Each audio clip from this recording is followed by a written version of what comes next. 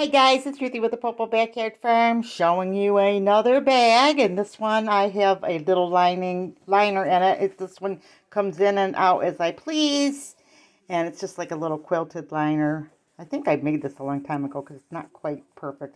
Maybe I need to sew it in. I don't know.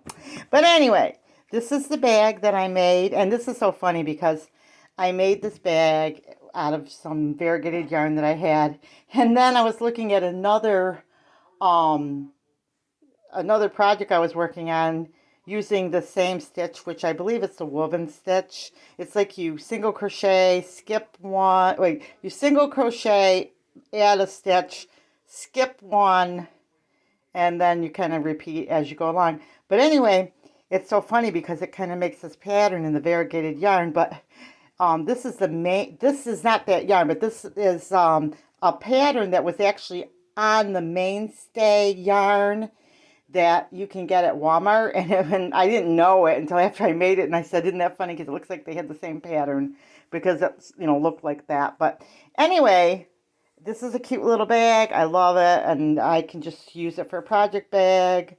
I used it the other day to carry my tablet over to a friend's house. I just put my tablet in there, and I use these for tablet holders and just about anything. I use these little bags. So anyway, remember, big or small, you too can be a backyard farm. God bless.